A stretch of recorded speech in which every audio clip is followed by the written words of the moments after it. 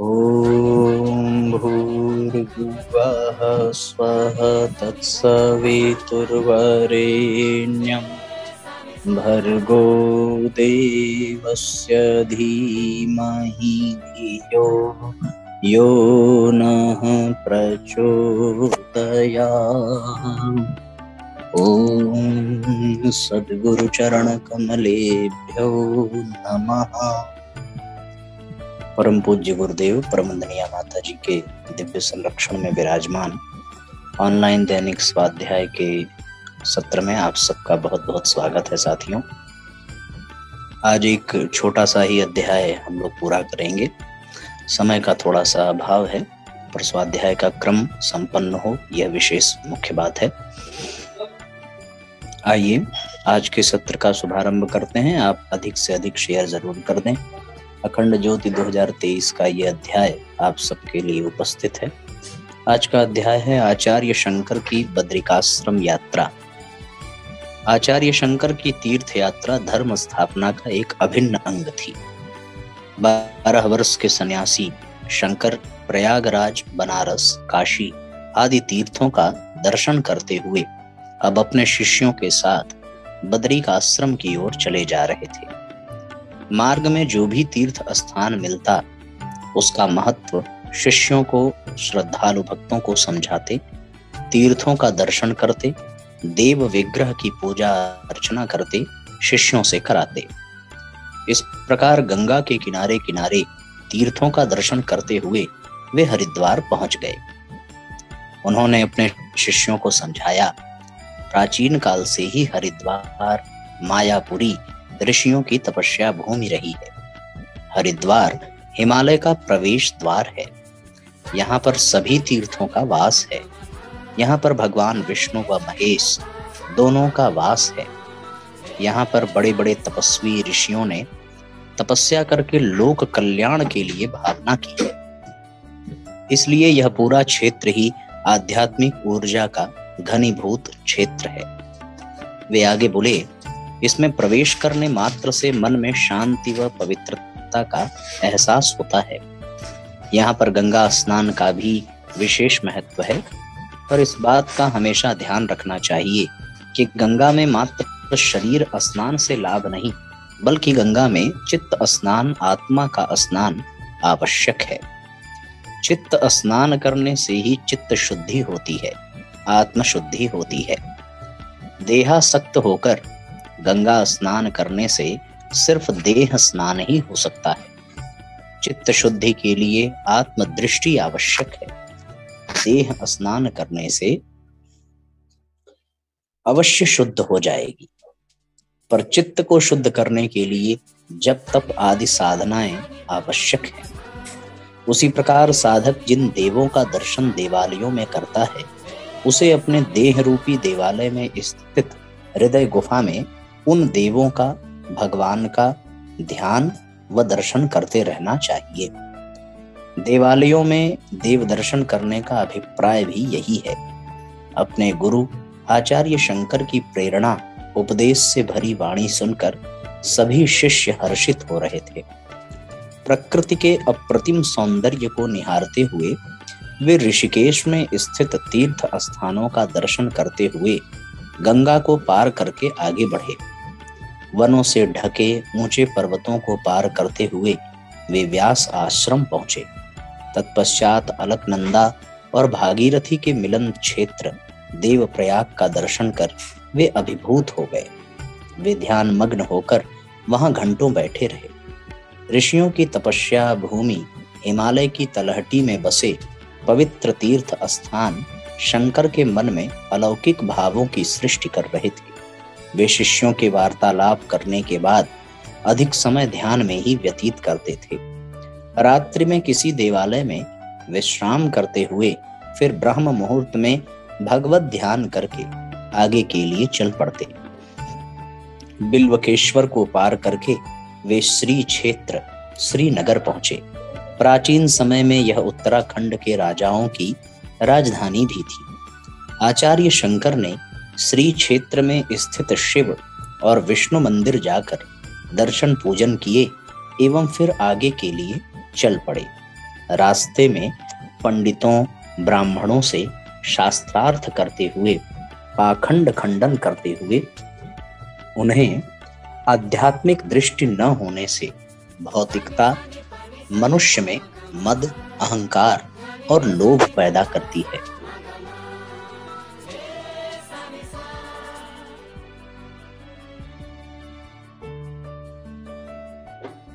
पाखंड खंडन करते हुए उन्हें धर्म का वास्तविक स्वरूप समझाते हुए आगे बढ़ते जाते। देव स्थलों में दी जाने वाली बलि को अधार्मिक कृत्य बताते हुए उन्होंने कहा, भला जो आद्य शक्ति समस्त प्राणियों की जननी है, वह अपनी संतान का रुधिर पान करके या मस्तक की भेंट लेकर प्रसन्न होगी? कदापि नहीं, कभी नहीं। आचार्य शंकर की यह तेजस्वी वाणी बलि प्रथा में विश्वास करने वाले ब्राह्मणों, तांत्रिकों के हृदय को बेधती चली गई। पंडित, ब्राह्मण, तांत्रिक, दर्शक आश्चर्य से उस छोटे से तेजस्वी ज्ञानी सन्यासी की ओर देखते रहे। बलि प्रथा के विरुद्ध शंकर ने कई शास्त्रीय प्रमाण दिए। तब तांत्रिकों ने फिर कभी देवी के सामने बलि नहीं देने की शपथ ली। वे तब रुद्रप्रयाग होते हुए प्रयाग पहुंचे। वहां उन्होंने बैठकर श्रद्धालु भक्तों को वैदिक धर्म का पालन करने का उपदेश दिया। यहाँ से बद्री क्षेत्र आरंभ हो जाता है। अपने मन को निर्गुण निर्विकल्प भूमि से उतारकर आचार्य शंकर सगुण ब्रह्म भाव का आश्रय लेते हुए सर्वत्र सर्वव्यापक पर ब्रह्म की उपस्थिति का आभास करते हुए आगे बढ़ते जा रहे थे। अपने श्रद्धालु भक्तों व शिष्यों को सगुण निर्गुण साधना का महत्व समझाते हुए, हिमालय की अद्भुत छटा को निहारते हुए वे आगे बढ़े चले जा रहे थे। वे शिष्यों से कह रहे थे, हिमालय महामानवों की तपस्या की भूमि रही है, इसलिए हिमालय को देवात्मा कहा गया है। जिस स्थान पर कोई महामानव साधना करके परब्रह्म की अनुभूति लाभ प्राप्त करता है, उस स्थान में उसकी अनुभूति की भावधारा दीर्घ काल तक रहती है। अस्तु ऐसे स्थान की यात्रा करने और वहां साधना करने वाले साधक वहां संव्याप्त आध्यात्मिक ऊर्जा व भावधारा से अपने आध्यात्मिक जीवन में आगे बढ़ने की प्रेरणा व ऊर्जा पाते हैं। मार्ग में अनेक पर्वतमालाओं को उन्हें पार करना पड़ा। घने बीहड़ वनों में विश्राम के लिए ठहरना पड़ा, पर वे साहस व धैर्य से आगे ही बढ़ते चले जा रहे थे। मार्ग में विश्राम के लिए शंकराचार्य ज्योतिर्धाम ठहरे। वहां उन्होंने जन समुदाय को धर्म के मार्ग पर चलने का उपदेश दिया। ज्योतिर्धाम के राजा के आग्रह करने पर आचार्य शंकर ने वहां कई दिनों तक निवास किया। श्रद्धालु जनता उनके ब्रह्म तेज से चमकते मुख को अपलक देखती रह जाती।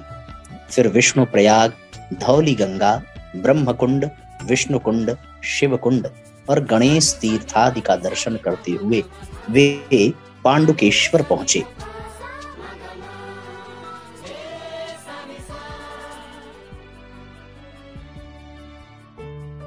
पांडुकेश्वर के बारे में शिष्यों को उन्होंने बताया। राजा पांडु ने यहाँ घोर तपस्या की थी और आराधना करके आशुतोष भगवान शिव के दर्शन यही किए थे। इसी कारण इस स्थान के महादेव का नाम पांडुकेश्वर है। आचार्य शंकर अद्वैत ब्रह्मानुभूति के उच्च स्तर तक पहुंच चुके थे। अगाध ज्ञान ब्रह्म ज्ञान के भी वे अधिकारी बन चुके थे। अभी उनकी उम्र सिर्फ 12 वर्ष।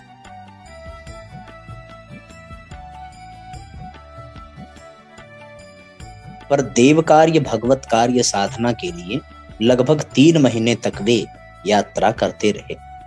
पथरीले पथ, नदी, हिंसक जीव जंतुओं से भरे वन व दुर्गम गिरि कंदराओं को पार करते हुए आगे ही आगे बढ़ते रहे।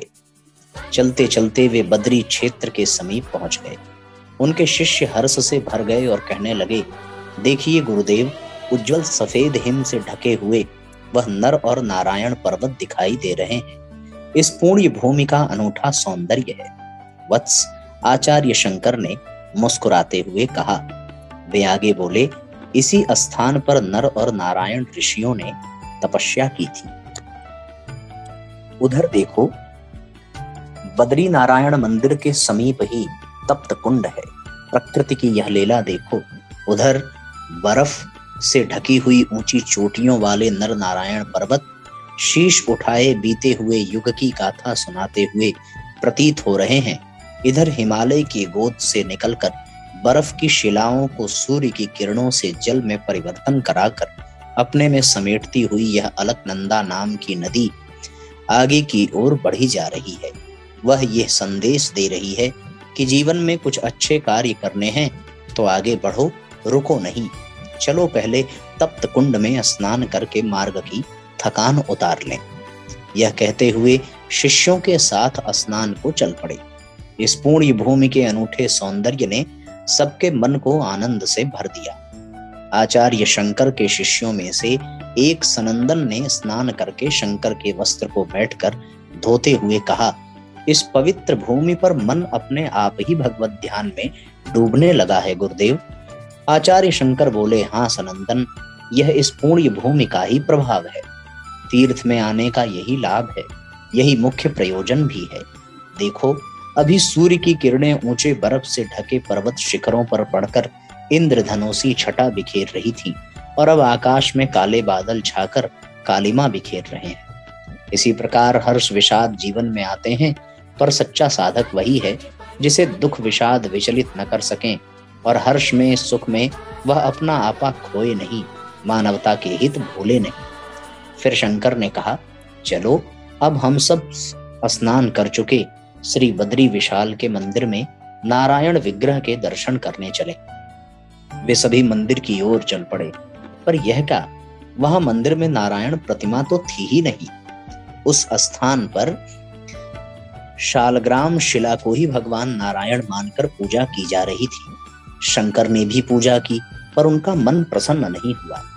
वहां उपस्थित श्रद्धालु भक्तों से उन्होंने पूछा, मंदिर नारायण प्रतिमा से शून्य क्यों है? मंदिर में नारायण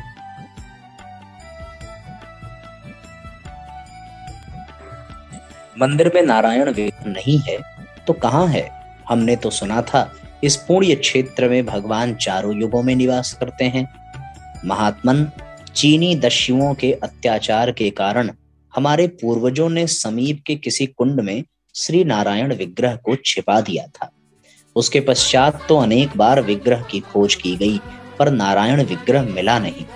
तभी से भक्तों ने शालग्राम शिला को ही भगवान मानकर पूजा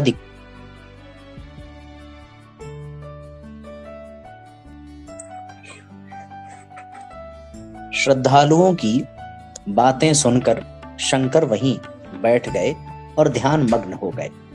फिर थोड़ी देर बाद उन्होंने आंखें खोली और श्रद्धालु भक्तों की ओर देखते हुए कहा, यदि किसी प्रकार नारायण विग्रह की खोज लिया जाए तब आप सब क्या विग्रह को पुनः प्रतिष्ठित कर यथाविधि पूजादि कार्य करने को तैयार हैं?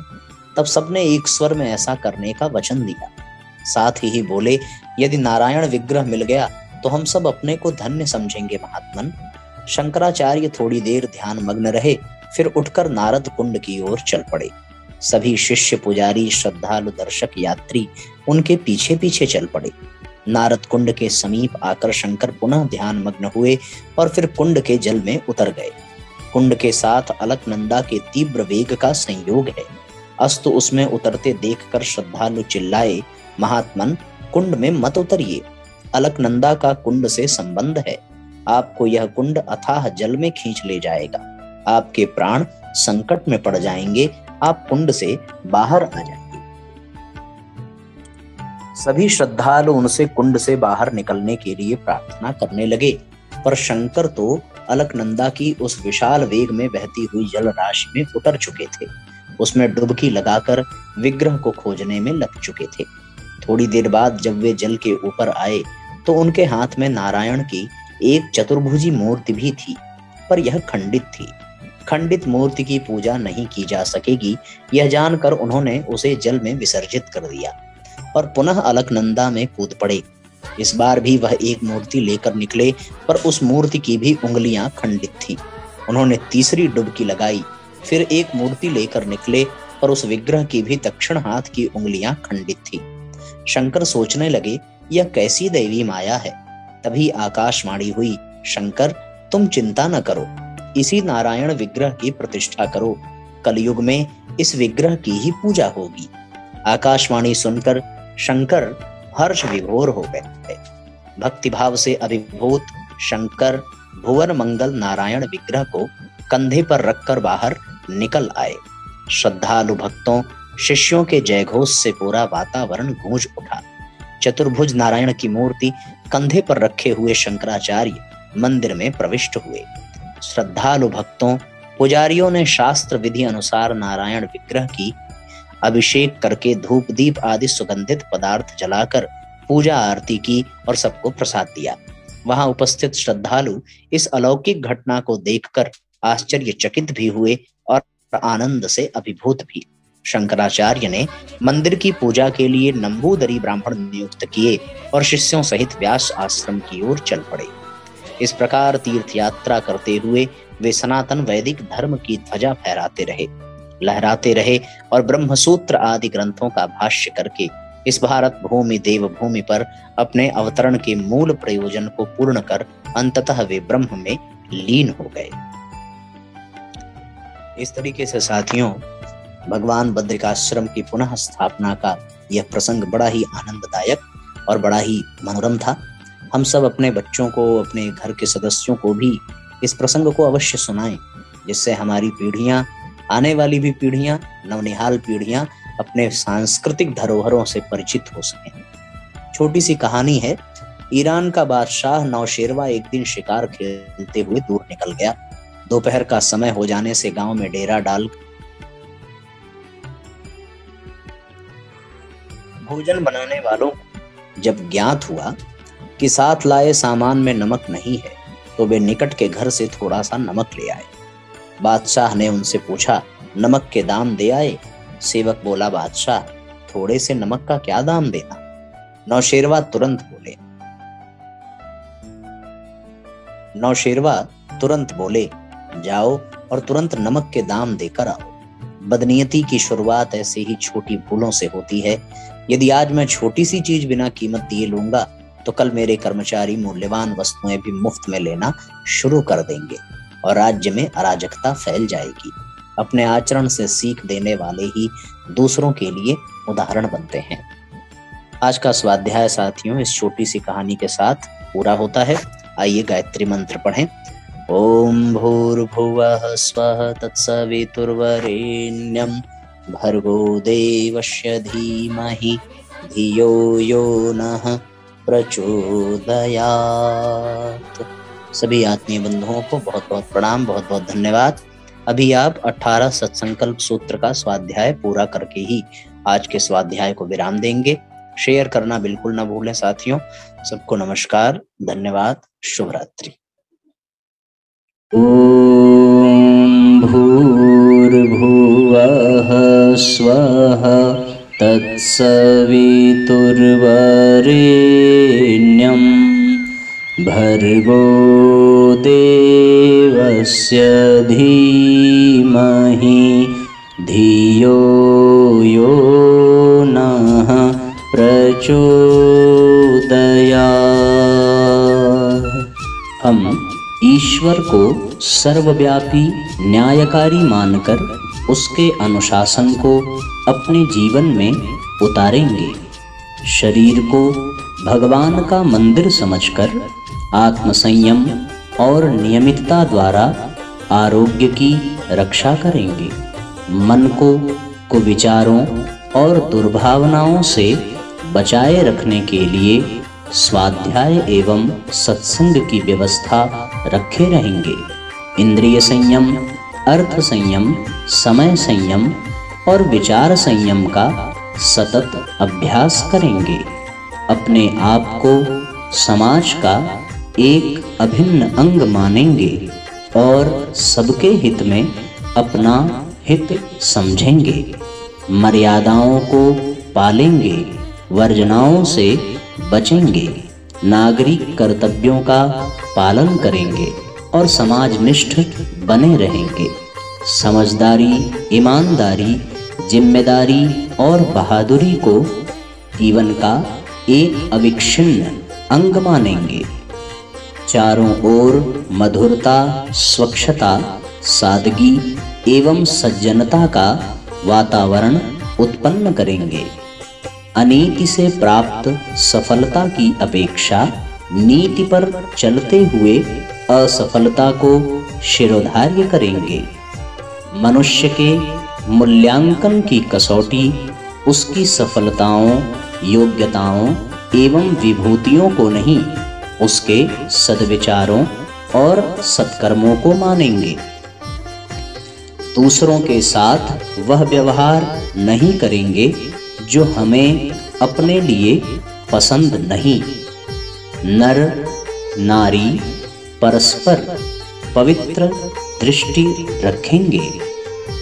संसार में सत्प्रवृत्तियों के पुण्य प्रसार के लिए अपने समय, प्रभाव, ज्ञान, पुरुषार्थ एवं धन का एक अंश नियमित रूप से लगाते रहेंगे। परंपराओं की तुलना में विवेक को महत्व देंगे। सज्जनों को संगठित करने, अनीति से लोहा लेने और नवसृजन की गतिविधियों में पूरी रुचि लेंगे। राष्ट्रीय एकता एवं समता के प्रति निष्ठावान रहेंगे। जाति, लिंग, भाषा, प्रांत, संप्रदाय आदि के कारण परस्पर कोई भेदभाव न बरतेंगे। मनुष्य अपने भाग्य का निर्माता आप है। इस विश्वास के आधार पर हमारी मान्यता है कि हम उत्कृष्ट बनेंगे और दूसरों को श्रेष्ठ बनाएंगे तो युग अवश्य बदलेगा। हम बदलेंगे, युग बदलेगा। हम सुधरेंगे, युग सुधरेगा। इस तथ्य पर हमारा परिपूर्ण विश्वास है।